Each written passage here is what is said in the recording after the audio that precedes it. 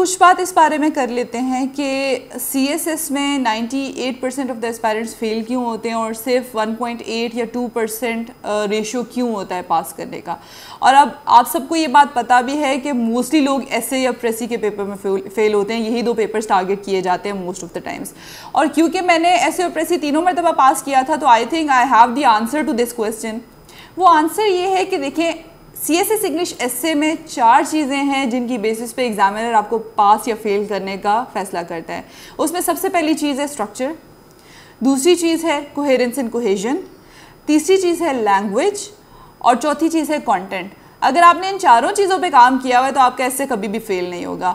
अब मसला ये होता है कि स्टूडेंट स्ट्रक्चर भी कहीं ना कहीं से सीख लेते हैं, कोहेरेंस कोहेजन का भी उनको कहीं ना कहीं बता दिया जाता है, उनको पता चल जाता है, कंटेंट भी वो कहीं ना कहीं से पढ़ के चले ही जाते हैं। जहाँ मसला आता है वो लैंग्वेज है। अब लैंग्वेज में देखें, जब CSS के लिए एलिजिबिलिटी क्राइटेरिया ये है कि आपने BA क्वालिफाइड होना है तो आप एलिजिबल हो CSS देने के लिए। इसका मतलब है कि आपको BA लेवल की इंग्लिश आनी चाहिए, लेकिन वो इंग्लिश करेक्ट इंग्लिश होनी चाहिए। आपसे CSS में ये रिक्वायरमेंट नहीं होती है कि आपको कोई बहुत मोटे मोटे जार्गन्स पता हो, आपने कोई बहुत फ्लावरी लैंग्वेज यूज़ करनी है, नहीं।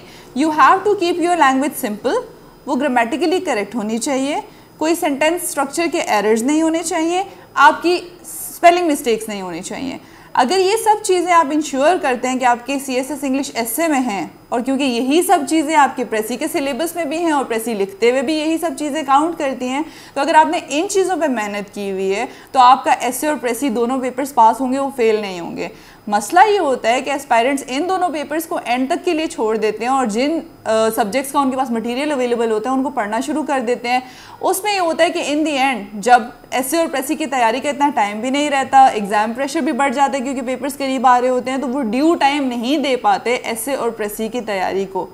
तो मेरे ख्याल में एस्पायरेंट्स को ये करना चाहिए कि सबसे पहले उनको कुछ भी इंग्लिश में कोई एक पैराग्राफ, कोई आउटलाइन वगैरह बना के किसी से चेक करवानी चाहिए, किसी ऐसे शख्स से जिसने ऑलरेडी CSS क्वालिफाई किया हो। वो कोई भी हो सकता है, आपके सोशल सर्कल में कोई भी हो सकता है। आपको ये पता चल जाएगा कि आपकी राइटिंग में क्या डेफिशिएंसीज हैं और क्या आपको उसको ग्रामेटिकली इंप्रूव करने की ज़रूरत है या आपको किसी और तरीके से उसको इंप्रूव करने की ज़रूरत है, स्ट्रक्चर वाइज या जो भी। जब आपको अपनी वीकनेसेस का पता चल जाएगा तो फिर आप उसको बेहतर कर सकते हैं। वो एस्पायरेंट्स, क्योंकि मुझसे बहुत सारे एस्पायरेंट्स ये चीज़ भी पूछते हैं कि उनकी इंग्लिश वीक है, उनको क्या करना चाहिए, तो मैं 1-2 बुक्स रिकमेंड कर लेती हूँ जो कि इंग्लिश ग्रामर को बेहतर करने के लिए आपको बहुत फ़ायदा देंगी। उनमें से एक है रेमंड मर्फी की इंग्लिश ग्रामर की बुक और दूसरी है Oxford practice grammar bye John Eastwood. अगर आप इन दोनों में से कोई भी बुक कंसल्ट करें तो आपको इंग्लिश ग्रामर बेहतर करने में बहुत फ़ायदा होगा।